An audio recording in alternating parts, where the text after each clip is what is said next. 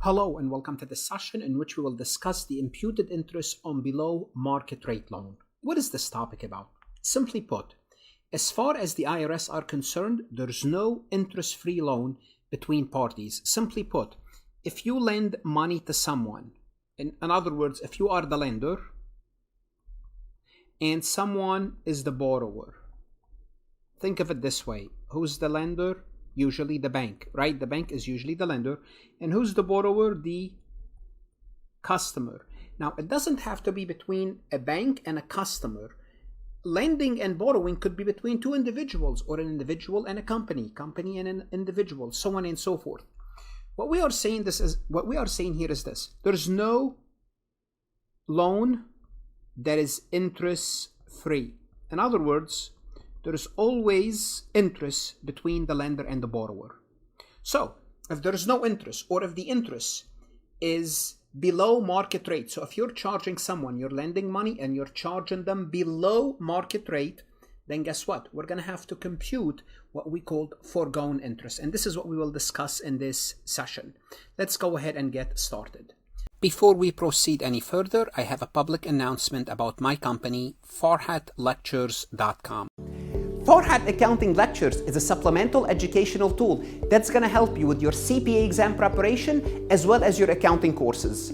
My CPA material is aligned with your CPA review course such as Becker, Roger, Wiley, Gleam, Miles. My accounting courses are aligned with your accounting courses broken down by chapter and topics. My resources consist of lectures, multiple choice questions, true-false questions, as well as exercises. Go ahead, start your free trial today. So when a taxpayer lends money at an interest rate lower than the market rate, it's considered a below market rate loan. Now, what is the market? We're going to see how the market is determined. In such cases, the IRS has specific rules regarding how this affects both the lender and the borrower for tax purposes. So let's take a look at the lender. What's the tax consequences for the lender? The person that lent you the money, the person given the loan. The lender must report what's called foregone interest as interest income. So guess what? Since they charge you less, the difference that they charge you below the market rate is interest income to them. And we're going to see how we compute this. This means that even though they are not actually receiving this interest, the loan is below the market rate, they must still report it as if, notice, as if they had received it. For the borrower, the person receiving the loan, might be able to deduct this foregone interest from their taxes, depending on the type of the interest we are dealing with. This is only possible if the interest would have been deductible if it had been paid. So not all interests are deductible. Remember, we have many types of interest. We have student loan interest, we have home mortgage interest, we have personal interest, we have investment interest, all sorts of interest, depending on what the loan is all about. So this deduction does not apply if the loan is for personal purpose. If it's for a personal purpose, that's not deductible. So in this case, the foregone interest is considered personal interest and not deductible. Now, what is the foregone interest? We defined it, but we did not. Let's define it. To compute this amount of interest, this foregone interest, first you must need to know something called the applicable federal rate, or something called AFR. I'm going to show you shortly where you can find the AFR. It's published by the IRS. And this rate varies and is updated on a monthly basis. You would compare the rate, the interest that would have been payable at the AFR with the interest that's actually being paid. The difference of the two amount, if you're charging less than the AFR, the difference is what's called the foregone interest. Don't worry, we're going to look at an example. In simpler terms, the IRS treats this as if the lender is receiving the market rate as per AFR and then either gifting it back or not charging the access to the borrower. So that's what we have to make. We have to make this assumption. They're either gifting it back, they're giving it back to them, or they're not charging the access to the borrower. Simply put, it's income that they're giving up. So if you go to the IRS and if you Google IRS applicable federal rates, AFRs, make sure it's an IRS website. And here there is a list for every month. What's the interest rate going back to year 2000, January of 2000. So let's take a look at the type of the loans subject to this imputed interest. So there are loans that are subject to this, and there are loans that are, even with this category, there are some loans that have some exceptions. So the IRS has specific rules for imputed interest, which apply to below market loan in certain situations. These rules require the lender to do what? To report interest income if no interest is charged or below interest. First, gift loan. Gift loan, there are loans between individuals such as friends and family members. When no or low interest is charged, the IRS may consider the foregone interest as a gift and it may have tax implication. We're going to see there are exceptions.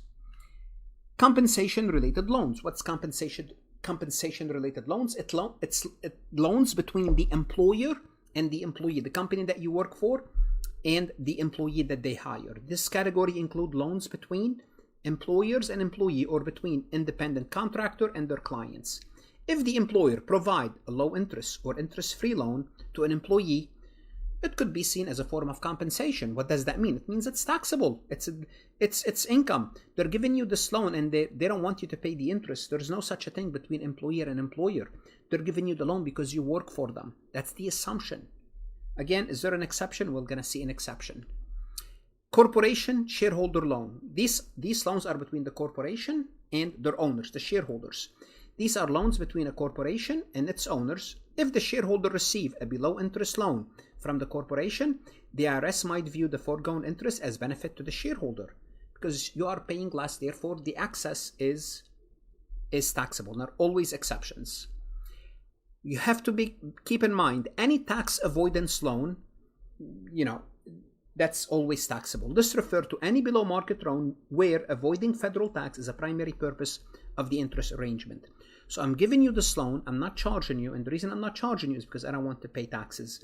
If it's a tax avoidance loan, it's definitely, it's not only, it's a serious issue, it's a tax evasion, it's always taxable. Loans to qualified continuing care facilities. This includes loan made to qualified continuing care facilities under a continuing care contract. This is when someone gets old and they want to go to a care facility. What they do is they might have some money, and part of the deal is they would lend this money in form of compensation to the care facility.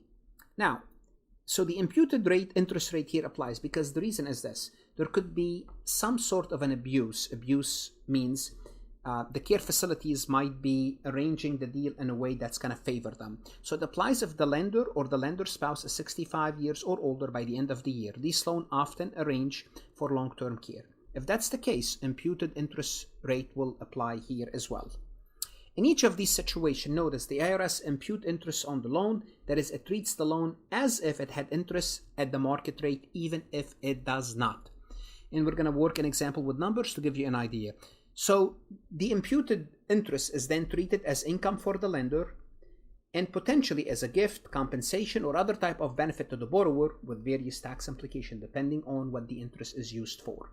Let's take a look at a simple example here. Alex is in need of financial assistance and approaches their friend Jordan for a loan. Jordan agrees to lend them $15,000 at 2%. Well, the applicable federal rate at this time when the loan was made is 4%.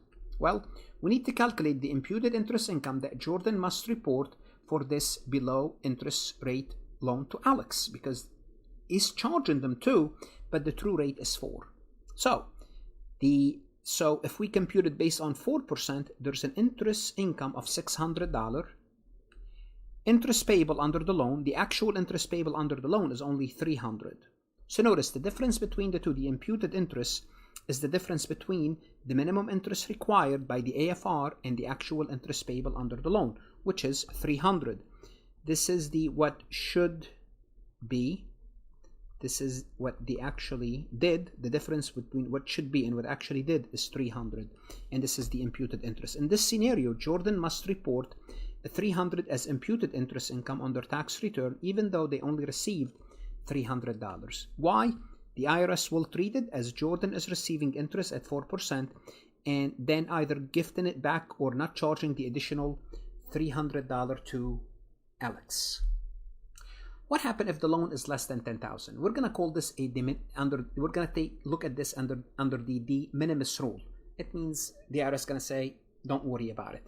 For small loans for up to $10,000, the IRS allow a simplification where the lender does not have to calculate or report imputed interest income as long as the terms, as certain terms and conditions are met. Means it's for legal purposes. This makes it easier for individual to provide small informal loan without worrying about complex tax implications. Simply put, less than $10,000, just don't worry about it. Gift loans between individuals. If an individual lends $10,000 or less to another individual, the imputed interest does not apply provided that the borrowed funds are not used for income producing asset. So you cannot borrow the money and take this money and buy bonds or stocks for income producing asset. For example, if a parent lends their child $9,000 to help them with general expenses or buy a car, the loan would not be subject to the imputed interest rule because it's less than $10,000. However, if this child uses the money to invest in stock or buy rental property, then the exception would not apply. Also, compensation related and corporate shareholders loan. In the case of the loan that are related to employment, like those between an employer and an employee or loans between corporation and shareholder, I told you there's an exception. The imputed interest rate does not apply to loans of $10,000 or less, as long as avoiding federal tax is not the main reason. So if you're doing this to avoid taxes, just there's no business reason, then obviously you have to impute the rate. This means small, low interest or interest-free loan in a professional context may not trigger to be reported as imputed interest, assuming tax avoidance is not the goal of that loan. There are other exceptions other than the de minimis rule. In addition to the de minimis rule, the IRS gives few exceptions. Government subsidy loans. Now, when you get a loan for your education, most likely this loan will be below market because the government is subsidizing part of the loan. Well, guess what? You don't have to pay the difference, or you don't have to report, the lender doesn't have to report the difference as income. These categories include loans like student loan that are subsidized or backed by the government. So maybe the ongoing interest rate is 7%. You want to borrow money for your college and they charge you 4%. So it's 3% below the market rate. The lender don't have to report the extra 3%, nor you have the deduction of the extra 3%. These loans are part of educational or maybe social support program. They are exempt from this rule. Also, business-related loans to the public. Loans that a lender offers to the public as part of their normal business operation are also exempt. What could be an example? When you go to buy a car, they will say, we're going to give you a zero interest loan, or the credit card company might offer a zero interest rate. The reason they do this is to entice you to buy. That's okay. You don't have to compute the imputed interest expense. They don't have to compute the interest revenue. These are considered standard business practices and are not subject to this imputed interest rule. Also, employee relocation loan. Remember, employee-employer. The assumption is if you are giving them a loan, it's a form of compensation. However, if this employee is relocating, when an employer provides a loan to an employee because they want to move from New York to California, and they have expenses to pay for the expenses, well, this facilitates the company in helping the employee with moving costs without additional tax burden. No imputed interest under these type of loans. Certain international loans, you don't have to know more than this. Loans made to or from foreign person can be exempt depending on the specific circumstances.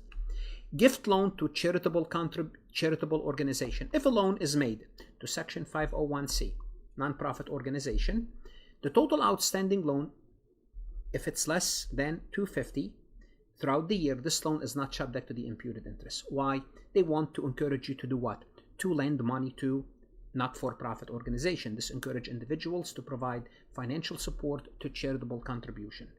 In essence, simply put, these rules, these exceptions recognize situation where applying imputed interest would be either be against public policy, like for example, we want to encourage education and charitable giving, that's why we don't use imputed interest, or unnecessary due to the nature of the transaction, like standard business practices or employee relocation assistance. We want to make it easier. We want to make it easier for companies and individuals to operate. Also, we need to learn about gift loan of $100,000 or less. For gift loans between individuals, where the total outstanding loan between lender and borrower are $100,000 or less, there are special rules regarding the calculation of foregone interest for tax purposes.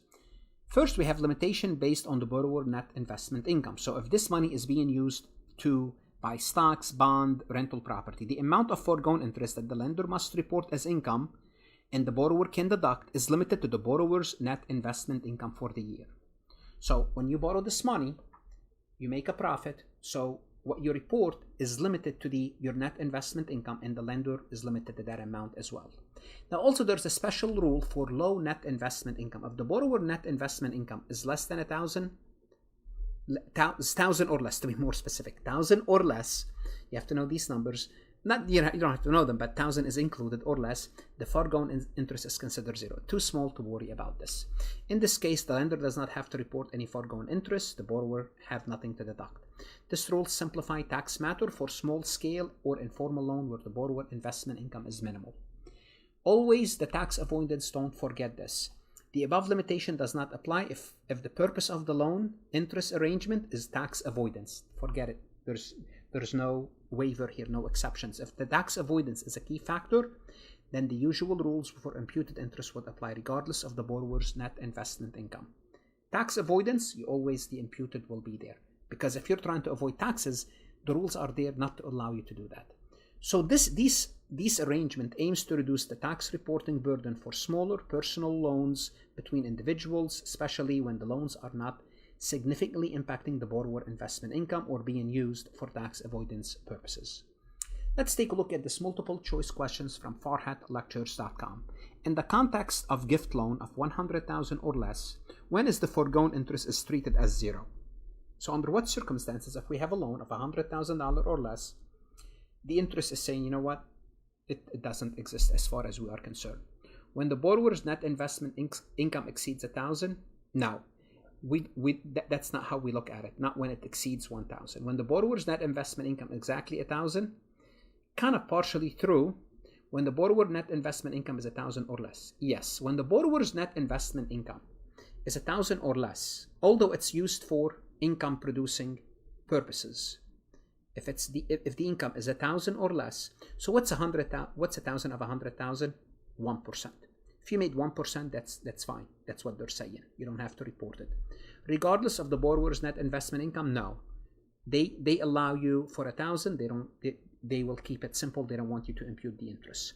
What should you do now? You want to go to Farhat Lectures, look at additional multiple choice questions. That's going to help you prepare for your CPA exam, your accounting courses, your professional certification.